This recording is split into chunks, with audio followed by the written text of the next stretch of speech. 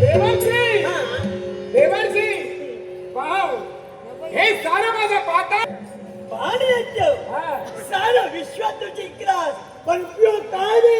उपयोग काय? नारदा याचा अर्थ काय? अरे सारं विश्वात तू जिंकलास आता लग्न कर. कुणाचं तुझं? हे माझं ना तुझं. नारदा तरी मला वाटलं माझ्यात काहीतरी कमी आहे. नारायण नारायण. नारदा या विश्वात जिकडे तिकडे तुझी भ्रमंती सुरू आहे. सांग मला शोधेल मला साजेल अशी एखादी सुंदर युवती तुझ्या पाण्यात आहे का रे? पाण्यात काय? अरे पाहून आले. अरे ती तुझ्यासाठी आहे. माझ्यासाठी? अरे हातात वरमाला घेऊन आहे. हातात वरमाला घेऊन माझी वाट पाहते.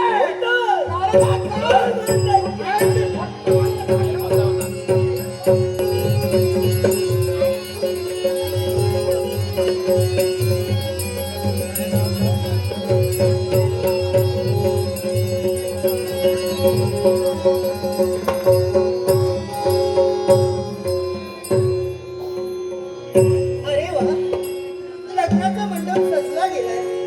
फक्त वराडी मंडळी केव्हा येते याचीच मार्ग प्रतीक्षा आम्ही करतो. आले वाटते.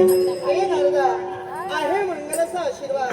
पहा पहा पहा सारीकडे पहा लग्नाची सारी जय्यत तयारी केलेली आहे. पुढ्या तोरण उभारण्यात आली आहे. बरोबर. फक्त लग्नासाठी कोणाच्या भोलेनाथांची पुण्याची लवकरात लवकर जाऊन सांग त्यांना. काय म्हणतेस? लवकरात लवकर वराडी अगं आई आलोय. अगं इथं आलोय. कशासाठी आलोय? बघाई गाई. अगं वराडी मंडळी येत होती ती माघ गेली. शंभू महादेवाचं आई शंभू महादेवाचं लग्न आई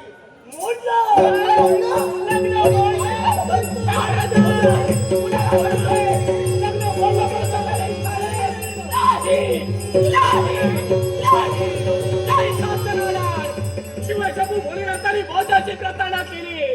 मला भरवशाचं वचन देऊन सुद्धा शिवशंभू भोलेनाथ माघारी गेले. त्यांच्यासाठी हा सारा मंडप उभारला गेलाय. तऱ्हेचं भोजन तुम्ही बनवला. ते सारं भोजनाचा व्यर्थ गेलं. त्या भोजनाला काय उपयोग राहिला? म्हणूनच ते सारं भोजन या समुद्राच्या पाण्यात ती लोटून देणार आहे.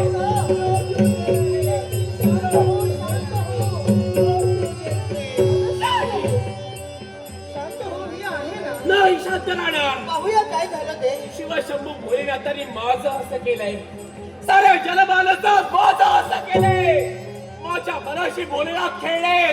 म्हणूनच त्यांच्यासाठी लग्नासाठी हा वधूचा शृंगार केला. या शृंगाराला आता काय अर्थ राहिला? म्हणूनच हा माझा शृंगार या समुद्राच्या पाण्यात मी धुवून टाकणार आहे.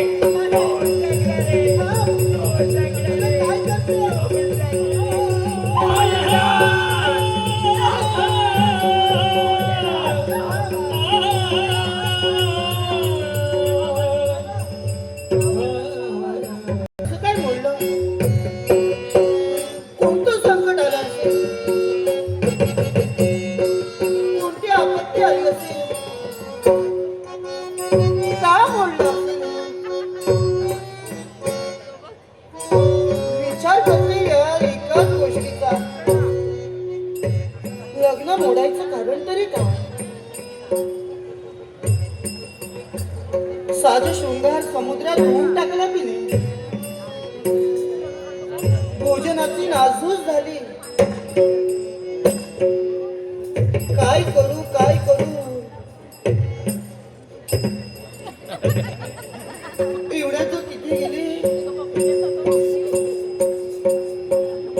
कोणतं संकट आलं असं समजणार नाही. असंच करते तिथेच जाऊन पाहते.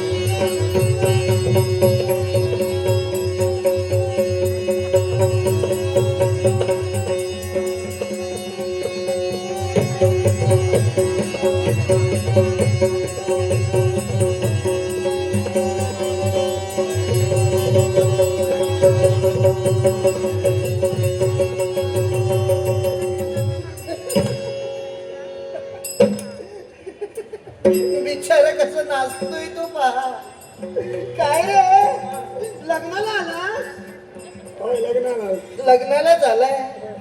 सुंदर नृत्य करतेस. पण आता असे कर, आलासच ना तर आता भोजन करून जा. हो, लग्न हे होणार नाही. भोजन करून लग्न मोडलंय रे. म्हणजे मी उपाशी आहे. मी उपाशी आहे म्हणून हा दिवस रात्र प्रवास करून फिरतोय. अरे तसं नव्हे. मला काय मिळत नाही. अरे तुला वाटलं हे लग्न होणार आहे, वरातीत नाचायला भेटणार आहे, पण आता वरात लागणारच नाहीये. पण आता तो नाचून नाचून तुला थकवा आला असेल म्हणून सांगते, उरलेलं सुरलेलं कुठं भोजन असेल तर खाऊन जा. काय ग? काय ते? अगं लग्न मोडलंय सांगणारी तू कोण? अरे लग्न मोडलं ते मोडलं रे. अगं लग्न कसं मोडेल? अरे मोडलं. हा आलं माझं लक्षात. वरात पण आता लागणार नाहीये. काय होत आहे? तू काय बोलतेस ते मला कळत नाही. काय? मी काय बोलतोय ते तुला कळत नाही. आणि आमच्या दोघात काय चाललंय हे जगाला कळत नाही. अरे नेमकं बोलायचं काय तुला? अरे बापरे, काय ते? त्या नारदाला वेळ लागलाय की काय? महाराजांना त्याने मला काय सांगितलं? काय? एक सुंदर युवती हातात वरमाला घेऊन लग्नासाठी तुझ्यासाठी उभी आहे म्हणून. अगं तुला तर लग्न झालं. म्हणजे मला तू ओळखलं नाहीस? कोण आहेस तू? अरे या विश्वाची पालन करती देवता महाविष्णू यांची भार्या लक्ष्मी मी. काय? हा. लक्ष्मी ती तू? हो. सुंदर, काय ते? अति सुंदर. अरे वा. लक्ष्मी, हा. अगं हे तुझे चपाचरण तर माझ्या डोळ्याला लागले. माझ्यासारखा भाग्यवान दुसरा कोण आहे? अरे वा. चपळ तुझे चरण जरा या कृती. चपळ तुझे चरण जरा या कृती. चपळ तुझे चरण जरा या कृती.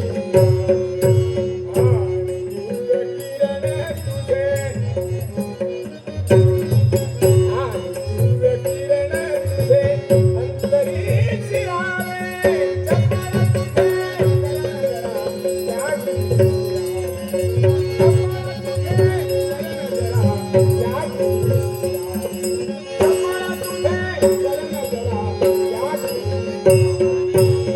तुझे कुठे सांग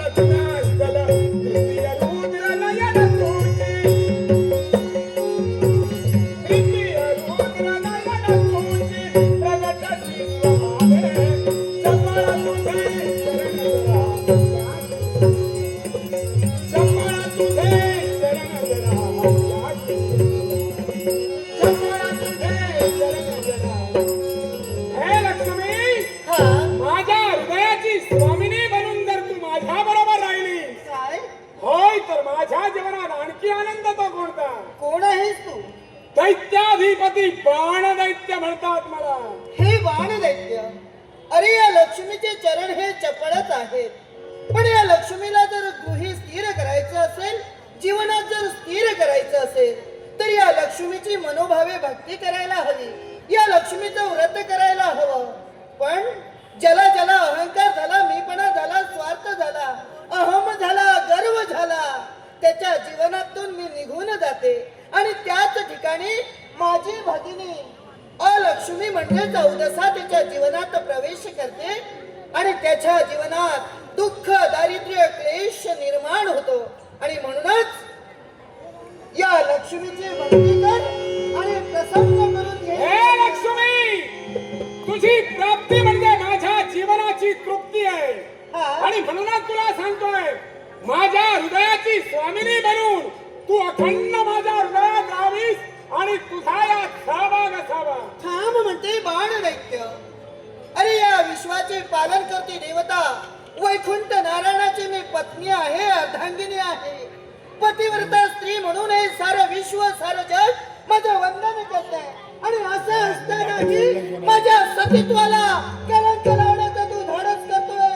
सर्वनाश होईल तुझा, सर्वनाश होईल. ऐक लक्ष्मी, माझ्या जीवनाची राख रांगोळी झाली तरी चालेल, माझ्या जीवनाचा सर्वनाश झाला तरी चालेल, पण जोपर्यंत मी तुला माझी अशी करून घेत नाही तोपर्यंत माघारी जाणार नाही. हे बाण दैत्य, अरे तू वासनांध झालायस, कामांध झालायस, मोहांध झालायस. अरे काम क्रोध लोभ माया मदमत्सर या षडरिपूंचा जो दमन करतो तोच यशस्वी पुरुष ठरला जातो. आणि या षडरिपूंच्या आहारी जातो तो दुःखाच्या खाईत लोटला जातो. म्हणतोय आणि खानोलकर दशावतार हे बाण दैत्य, या षडरूपांच्या आहारी जाऊ नकोस. जा, संधी देते मी तुला. लक्ष्मी, काम क्रोध लोभ मोह मद आणि मत्सर हे षडरूपू माणसाच्या जन्माबरोबरच त्याच्या शरीरात प्रवेश करतात. आणि म्हणून तुला सांगतोय, काम या चौथ्या पुरुषार्थाचा उपयोग करून तुझ्या कर्मी माझी वंशवृद्धी मी वाढवून घेणार आहे, हे मी तुला सांगतो. पण बाण दैत्य, याच कामाला आपल्या ताब्यात ठेवायला हवं, त्या कामावर संयम ठेवायला हवा. अरे तुझ्या जीवनात ही लक्ष्मी प्रसन्न आहे, अष्टलक्ष्मी तुझ्यावर प्रसन्न आहे, तुझ्या साम्राज्यावर प्रसन्न आहे. अरे आदिलक्ष्मी, धनलक्ष्मी, धान्य लक्ष्मी, गजलक्ष्मी, संतान लक्ष्मी, वीर लक्ष्मी, विजय लक्ष्मी आणि विद्या लक्ष्मी अशी अष्टलक्ष्मी तुझ्या जीवनात प्रसन्न आहे. जा म्हणते जा. लक्ष्मी, ज्या लक्ष्मीची 8 रूपं तू मला सांगितली आहेस ना, ही 8ही रूपं चंचल आहे. आणि ही चंचलता माझ्या जीवनात मला केव्हाही मान्य नाही. हे बाण दैत्य, मला वश करण्याचा तू प्रयत्न करू नकोस. धिक्कार करते तुझा, धिक्कार करते, धिक्कार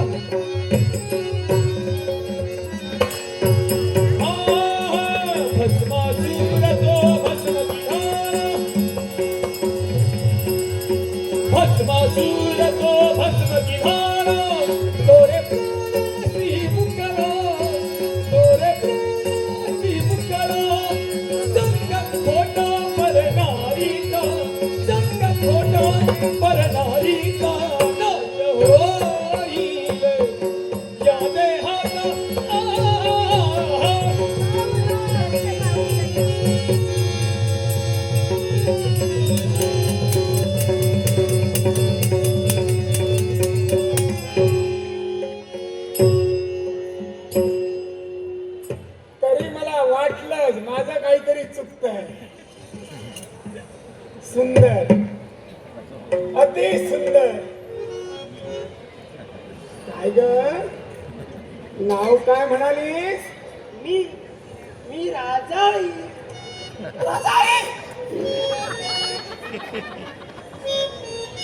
तुझं नाव? राजाई. सा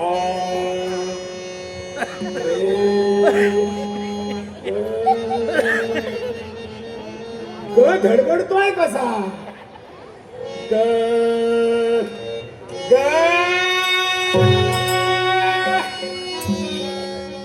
ए राजाई, आमचं हे सगळं गवर चालतं, कारण ग हा उत्तेजित करणारा स्वर आहे. काय हो, माझं नाव ऐकून आपल्याला सापासून पर्यंत जावं लागलं. विचार करा, याच्या पुढे तुमचं काय होणार? काय सुरावटीचं ज्ञान. सुंदर असायलाच हा? हवं, कारण ज्याच्या आयुष्यात संगीत आहे त्याचं आयुष्य फार रंगीत आहे. राजाई, अगं तुझ्यासारखी संगीत बायको जर माझ्या रंगीत जीवनात आली तर माझं जीवन सुगंधित राहिल्याशिवाय होणार नाही. अगं तुला सांगू काय हे तुझं सुंदर रूप. गुलजार नारही मधुबाला, गुलजार नारही मधुबाला, गुलजार नारही मधुबाला.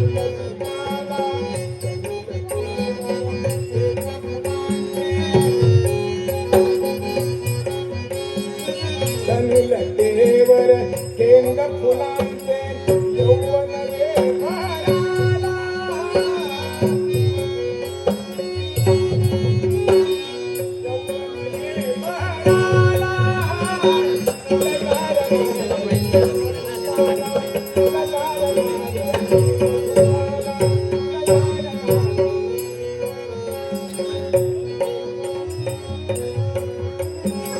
गोड गोड बोलणी, गोड सुरमार्दिनी पुण्य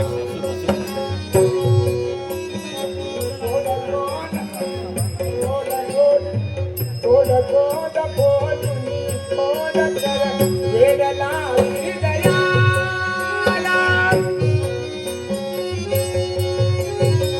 वेड लावली दयाला,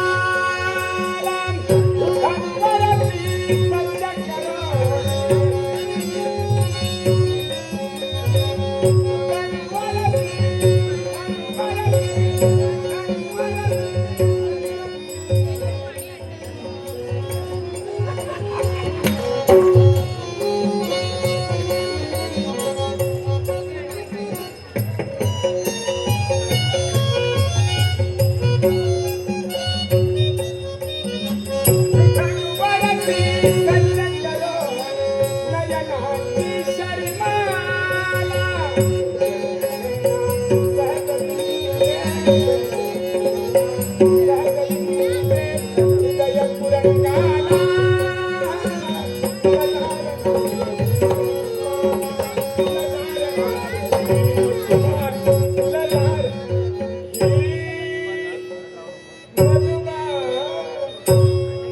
काय हो, तुम्ही स्वप्न फार चांगली पाहता, पण एक लक्षात ठेवा, माणसाने स्वप्न सुद्धा कशी पाहावी. जी स्वप्न सत्यात उतरतील अशीच स्वप्न पहा. राजाई, अगं किती सुंदर बोलतेस. अगं स्वप्न म्हणजे काय? निद्राया अवस्थेत मनुष्य प्राणी गेल्याच्या नंतर त्याच्यावर तमोगुणाचं आवरण असतं आणि हे तमोगुणाचं आवरण दूर होऊन त्यावर रजोगुणाची प्रवृत्ती होते. त्या अवस्थेला स्वप्न असं म्हणतात. अगं स्वप्नाचे 7 प्रकार आहेत, 7 प्रकार. आणि या 7 प्रकारापैकी फक्त भाविक स्वप्न आणि दोषद स्वप्न ही 2च खरी ठरतात, बाकीच्याचं काही खरं नाही. काय हो, आपण बोलता बोलता सहजच बोलून गेलात की स्वप्नाचे प्रकार असतात. मग ऐका, दृश्यम स्वप्न, श्रुतम स्वप्न, अनुभूतम स्वप्न, प्रारब्ध स्वप्न, कल्पित स्वप्न, भाविक स्वप्न आणि राहता राहिला शेवटचा प्रकार ते म्हणजे दोष स्वप्न. आणि याच्यातलं आपण पाहिलात ते म्हणजे भाविक स्वप्न. सुंदर, अति सुंदर. तुला सांगतो, तुझं आणि माझं लग्न पावसातच झालं पाहिजे, कारण हे असले स्वप्नाचे प्रकार फक्त पावसातच ऐकायला मिळतात. राजाई, अगं दिवसा आपण जे डोळ्यानं पाहतो ते रात्री आपल्याला स्वप्नात दिसतं, हे दृश्य स्वप्न. दिवसा आपण जे कानाने ऐकतो ते रात्री आपल्या स्वप्नात दिसतं, हे श्रुतम स्वप्न. दिवसा एखाद्याने आपल्या थोबाडीत मारली आणि रात्री स्वप्नात आपण ती तशीच अनुभवली, तर हे अनुभूतम तिसरं स्वप्न. एखादी इच्छा पूर्ण व्हावी म्हणून देवाकडे आपण साकडे घालतो, प्रार्थना करतो आणि तसंच दृश्य आपल्या डोळ्यासमोर दिसतं, हे चौथं स्वप्न म्हणजे प्रार्थित स्वप्न. पाचवं स्वप्न म्हणजे कल्पित स्वप्न. अगं ज्या ठिकाणी गेलो नाही, आपण कधी जाणार नाही, असा योगायोग ज्यावेळी आपल्या स्वप्नात दिसतो, हे पाचवं स्वप्न म्हणजे कल्पित स्वप्न. अगं सहावं स्वप्न म्हणजे भाविक स्वप्न. जे आपण ठरवतो तसंच आपण घडवतो, तसंच आपल्या स्वप्नात दिसतं आणि तीच कृती घडते, हे सहावं स्वप्न म्हणजे भाविक स्वप्न. आणि सातवं स्वप्न म्हणजे दोषच स्वप्न. माणसाच्या शरीरात निर्माण झालेले दोष यालाच म्हणतात स्वप्न दोष. या स्वप्नावर मी जास्त काही बोलणार नाही. हे राजाई, असे स्वप्नाचे 7 प्रकार आणि 7 प्रकारच सांगणारीच मला बायको हवी आहे. ही तुमच्या अंतराने चाललेली भाविक कल्पना आहे आणि त्याच कल्पनेच्या वातावरणात भरारी मारण्याचा प्रयत्न जर का आपण करत असाल तर ही तुमची भरारी कदापि झेप घेणारी नव्हे. आणि प्रश्न जर का त्रितत्वाचा असेल, त्रिधातूच्या अस्तित्वाचा असेल, तर शेवटच्या क्षणापर्यंत तुम्हाला प्रतिकार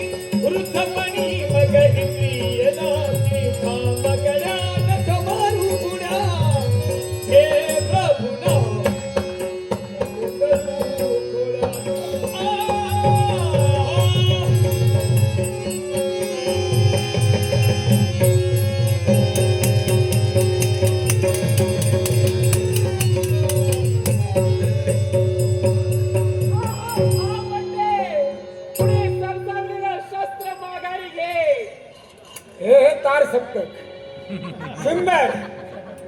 हे 15 सप्तक, हे मध्य सप्तक आणि हे तार सप्तक, तिन्ही सप्तकात गाऊया, गाणी गाऊया, मजा करूया आणि लग्न करूया. लग्न? हा, कोण आहेस तू? बाण दैत्य म्हणतात मला. बाण दैत्य? देव स्त्रियावर कुदृष्टी टाकण्याचा प्रयत्न तू करतोयस, वेळीच सावध हो. ही कुदृष्टी नव्हे, ही चांगली दृष्टी आहे. माझा देव शंभू महादेव आज माझ्या देवावरचा भरवसा माझा दुप्पट झाला. कारण माझ्या देवाला डोळे तीन, एक चंद्र, दुसरा सूर्य आणि तिसरा अग्नी. ज्याप्रमाणे माझ्या देवाला डोळे तीन, त्याप्रमाणे मला बायका तीन. अरे हा तुझा भ्रम आहे. तुझ्या मनाचे घोडे स्वयं उधळण करतायत. त्याला वेळीच विवेकाचा लगाम घाल, त्यापेक्षा प्रकार फार वेगळा होईल. ए, किती सुंदर योगायोग आहेत तुमच्या आणि माझ्या लग्नाचे. तुला सांगतो, असे सुंदर योगायोग पुन्हा पुन्हा येणार नाही. आता आपलं सगळ्यांचं मिळून लग्न होणार. त्या लग्नाचे फेरे आपण घेणार 7. लग्नाचे फेरे 7. ही लक्ष्मी, या लक्ष्मीनं मला आपली रूप सांगितली 8. याच्यातली एक इथं उभी आहे, उरल्या 7. लग्नाचे फेरे 7, लक्ष्मी 7. हे आमचं उडतं पाखरू. हे उडतं पाखरू मला स्वप्नाचे प्रकार सांगतंय 7. लग्नाचे फेरे 7, लक्ष्मी 7, स्वप्न 7, तुम्ही 3, मी 4 आणि वाजंत्री 3 मिळून 7. अरे वा वा. तुला सांगतो, अजूनही सुंदर योगायोग आहेत. अगं सप्त पाताळाचा राजा मी. अतल, वितल, सुतल, महातल, तलातल, रसातल आणि पाताळ. सप्त पाताळावर ज्याचं अधिपत्य ती माझी पाताळ 7. हार्मोनियमचे स्वर 7. सारे गम पद नि सा, सानी ध प म ग रे सा. पाताळ 7, हार्मोनियमचे स्वर 7. आणि समजा मी उद्या मेलो, मला घेऊन जाणारे खांदेकरी 4, मागून मंत्र म्हणणारा भटजी 5, पुढे मडका घेऊन चालणारा 6 आणि मी वरती 7. किती सुंदर योगायोग आहे. जास्त 7 करू नकोस. 7ची 7.5 तुला लागेल. लक्षात या 7 आकड्याचा फायदा उद्या निश्चित होणार आहे. मार्ग जरी माझा वाकडा, तरी उद्याचा शुभांक 7चा आकडा हे केव्हा मी तुला आणि कोण तुझ्या समोर उभा आहे? कोण जाणे स्वरूपाची मागणी? कोण जाणे स्वरूपाची मागणी? शक्ती बाबाया, शक्ती बाबाया, शक्ती बाबाया युक्ती करी सकल जनाला लागे, सकल जनाला लागे. कोण जाणे स्वरूपाची मागणी? कुणाला लागे लागे, कोण जाणे स्वरूपाची मागणी? कोण जाणे स्वरूपा? सोड हा अविचार.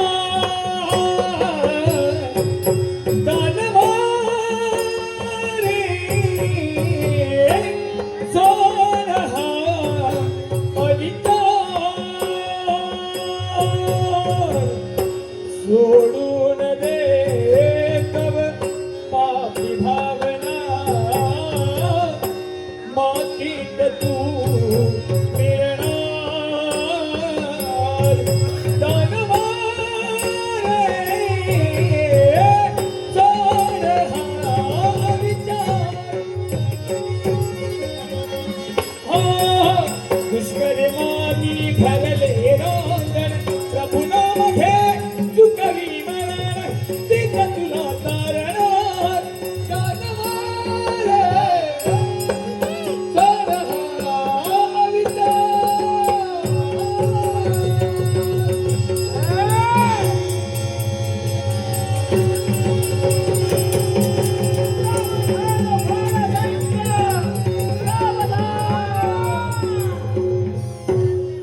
ओम नमः शिवाय. ओम नमः शिवाय. माते, तुझ्या शस्त्राचा आघात माझ्या देहावर झाला. या भूमीवर मी निश्चित पडलोय. सांग तुझं खरं स्वरूप काय? बाण दैत्य, अरे मी कोण? मी विश्वाची पराशक्ती. अरे मी भगवती. अरे मी दाक्षायणी.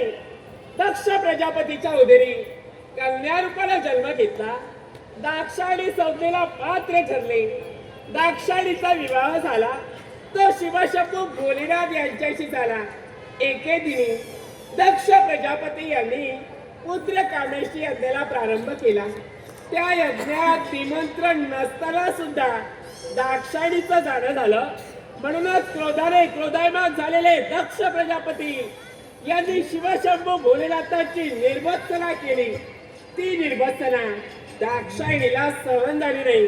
म्हणूनच स्वतःच्या योग अग्नीच्या योगे करून त्या दाक्षायणीनं स्वतःचं शरीर जाळून घेतलं.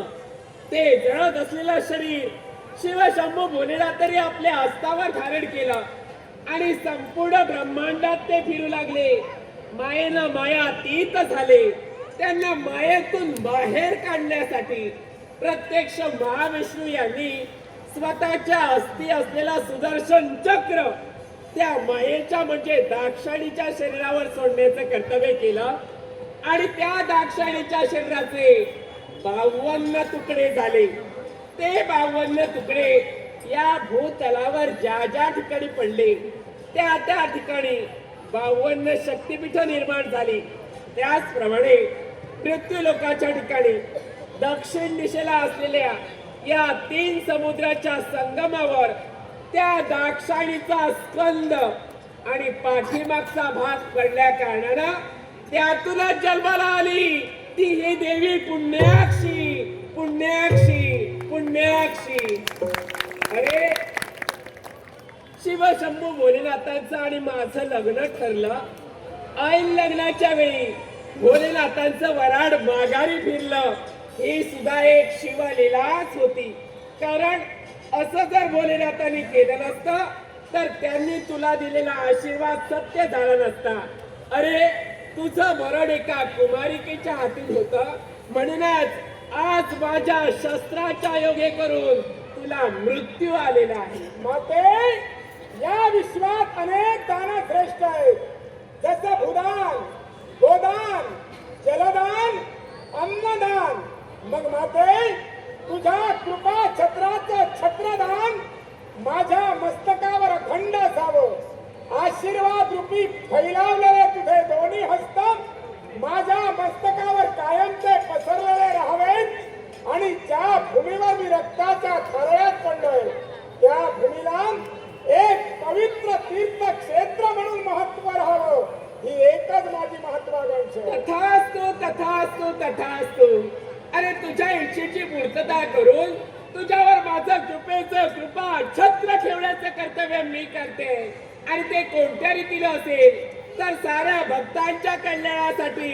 यापुढे ही असुरमर्दिनी पुण्याक्षी याच ठिकाणी राहणार आहे आणि या संपूर्ण परिसराला यापुढे सारे लोक कन्याकुमारी म्हणून संबोधतील. कन्याकुमारी म्हणून संबोधतील. कन्याकुमारी म्हणून संबोधतील. कन्याकुमारीची देवी असुरमर्दिनी पुण्याक्षी तुम्हा साऱ्या भक्तांचं कल्याण मी करण्यासाठी सिद्ध होणार आहे. एक ना एक दिवस शिवशंभू भोलेनाथ माझ्याशी लग्न करण्यासाठी येतील या आशेकडे नेत्र लावून त्यांची वाट पाहत मी इथंच राहणार आहे. जे कोणी भाविक भक्तजन मला मनोभावे बघण्याचं कर्तव्य करतील त्या प्रत्येक भक्ताच्या पाठीशी मी खंबीरपणे उभे राहणार आहे. एवढंच नव्हे, अरे रागाच्या भरात मी माझा शृंगार या समुद्राच्या पाण्यात धुण्याचं कर्तव्य केलं. म्हणून या ठिकाणचं समुद्राचं पाणी हे रंगीत असेल असा माझा आशीर्वाद आहे. एवढंच नाही, लग्नासाठी लक्ष्मी देवींनी जे भोजन बनवलं होतं रागाच्या भरात मी या समुद्रात लोटण्याचं कर्तव्य केलं. म्हणूनच या समुद्राच्या किनाऱ्यावर जी वाळू लागेल, जे दगड लागतील ते रंगीत असतील आणि स्फटिकाप्रमाणे चमकणारे असतील असा माझा आशीर्वाद आहे. ज्या कोणी कुमारिका स्त्रिया मला मनोभावे बघण्याचं कर्तव्य करतील, मला साकडं घालतील, मला नवस करतील त्या प्रत्येक कुमारिका स्त्रियांना इच्छित वराची प्राप्ती करून देईल आणि त्यांचं लग्न निर्विघ्न पार पडेल असा माझा आशीर्वाद आहे. या समुद्राच्या किनाऱ्यावर जे कोणी मत्स्य व्यवसाय करी आहेत ते माझेच भक्त आहेत. या समुद्रात जाते समयी या पुण्याक्षी देवीचं नाम विधान आपल्या मुखात घेतील. त्या प्रत्येक भक्ताच्या पाठीशी राहून समुद्रात येणारे अडथळे मी दूर करेन असा माझा आशीर्वाद आहे. जे कोणी भाविक भक्तजन या कन्याकुमारीला येऊन असुरा मर्दिनी पुण्याक्षीला मनोभावे पूजण्याचं कर्तव्य करतील त्या प्रत्येक भक्ताला ऐश्वर्य, सुख, संपत्ती, संतती प्राप्त करून देईल असा मंगलमय आशीर्वाद आहे. मंगलमय आशीर्वाद आहे. मंगलमय आशीर्वाद. तो काळ मला ग्रासण्यासाठी येतोय. ओम